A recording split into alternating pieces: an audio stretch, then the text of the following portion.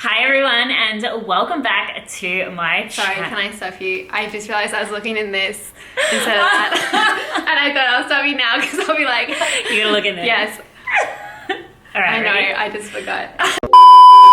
Hi everyone, and welcome back to my channel. My name is Erin, and this channel is all about entrepreneurship and living your best life. And in today's video, I am joined by a very special guest. So this is Sam Laura Brown, who is not only an incredible online coach, but she is also one of my amazing clients. We are in Queensland, in her home state, and I'm really excited to be here because it's nice and sunny. But in today's video, what we wanted to talk about was perfectionism and procrastination. I know so many of you are going for big goals, and there's lots of things that you want to achieve in the world. And one of the things that stops so many people is perfectionism and procrastinating. So that's what we're going to talk about today. We're going to both give you some really exciting tips. But did you want to start and maybe introduce yourself and what it is that you do? Because this really is Sam's area of expertise. Yes, so I am a mindset coach for perfectionists. I'm a personal development blogger, and I also have a podcast called The Perfectionism Project. I just wanted to quickly mention what perfectionism actually is, because there are so many people who struggle with it who don't really quite understand what I mean when I say perfectionism. So perfectionism isn't something for perfect people or that perfect people experience.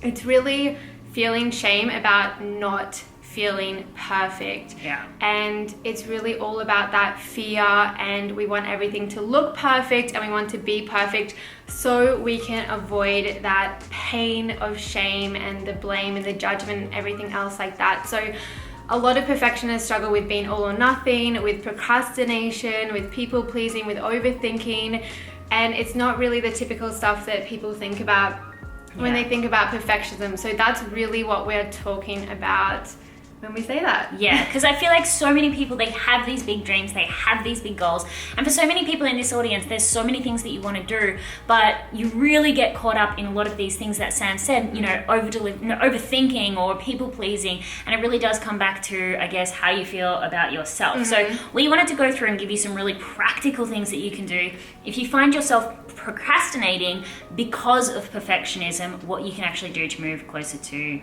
your goals. Yes. Cool. Shall I kick it off? Yes.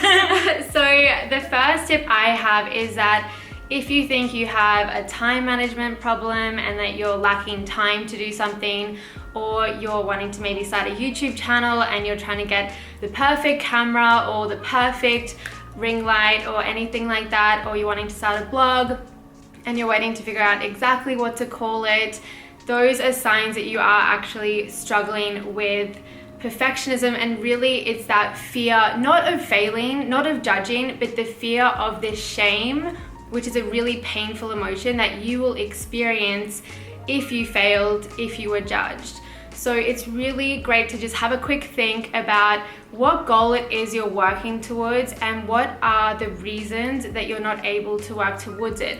And if one of those reasons is lack of time, lack of equipment, lack of money, usually that's just a really sneaky way that we let ourselves off the hook, because we get to blame that instead of having to blame ourselves. Yeah, getting caught up with all like the busy tasks. Yes. And I see so many people doing this. I call it ducks in a row syndrome. Yes. I can't do this until I have this, or I can't do this until I have this. And as a matter of fact, just taking messy action is so important, particularly if you are struggling with, perfectionism. So my tip on that, I reckon, would definitely then be to set yourself deadlines, because I think it's so easy that if you've got this goal to just always have it in the future, and one day I'll do this, one day I'll do that, but now I'll just stay busy with all of these little tasks. But if we went on the example of starting a YouTube channel, if you said, I'm going to post my first video by this date, and I'm 100% committed to it, whether I've got the right camera, whether I've got the right equipment, whether I think it's perfect, whether I think it's even that great, I'm just going to commit to this deadline. I think when we really start to commit to things like this, it allows us to forget about all of those little details and just show up and take that messy action. I guess the hardest part on this is actually committing to the deadline, because specifically with a lot of online business, you are the only person holding you accountable. So really starting to think about, in that case, what's most important to you? Staying stuck and busy with all of these little tasks, or actually moving yourself forward to the goal. And the more that you can remind yourself of that, the more important this deadline actually becomes. So really saying to yourself, no matter what the circumstance, I'm going to have this done by this date, and then following on from there. Yeah, and one thing to add to that with deadlines, if you can really get present to the pain that you will experience and the cost of inaction, that's what can really motivate you forward. So usually we're thinking about the pain of taking action and what might happen if we take action and it doesn't go to plan. But if you can really get present to the pain you'll experience if you don't change, if you stay where you are, that can really motivate you to change, and to do stuff. So I wanted to share my next tip, which is that you will feel scared and you will feel doubt, and that's completely okay. I think a lot of us think that people who are putting themselves out there, oh my goodness. My voice cracks every time I make a video, honestly. I'm gonna zoom on your face. Who are putting themselves out there feel really confident and feel like they're really sharing something valuable, but I can at least speak for myself that most of the time when I'm publishing something, I'm thinking, is that going to be helpful for anyone? I'm not sure if it's any good. And especially once you really get into things, you end up with the curse of knowledge, which is not even realizing that everyone else doesn't already know something that now feels normal to you. So it's totally okay if you feel scared and you do film that YouTube video or whatever it is, and then the time comes to put it out there and you don't feel excited and motivated. That's totally fine. That is normal. If you do feel motivated, great.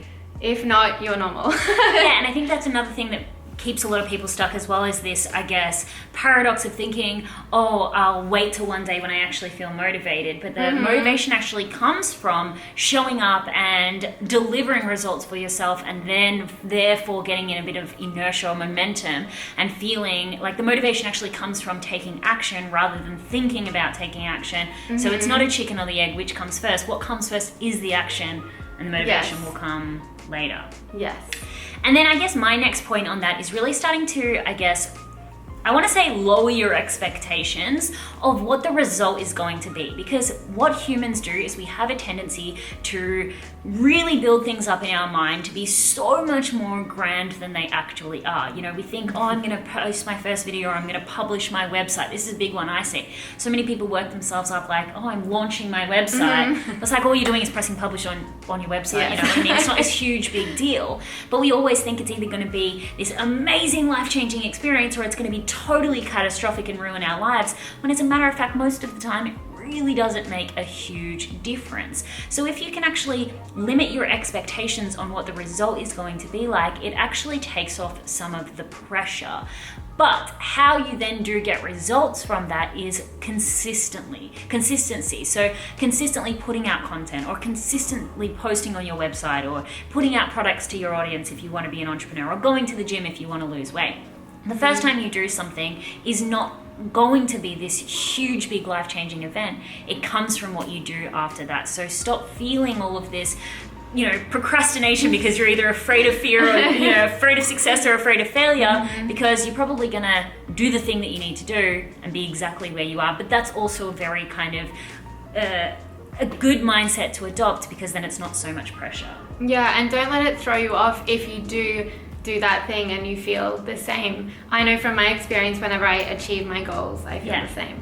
Yeah, and not to be depressing, but well, Sam and I actually did a really, really raw and honest podcast about this whole concept, because it's actually a very freeing, a liberating way to go about achieving your goals when you recognize. Tony Robbins talks about this a lot from the concept of appreciation over expectation, whether it be in business, whether it be in relationships. When we expect that things are going to be a certain way, they scare the crap out of us. But when we're like, whatever happens, happens, and I'm okay with that, it's so much easier to keep moving forward. So I'm actually going to leave our podcast link below, because we spoke much more about this in detail. Yeah.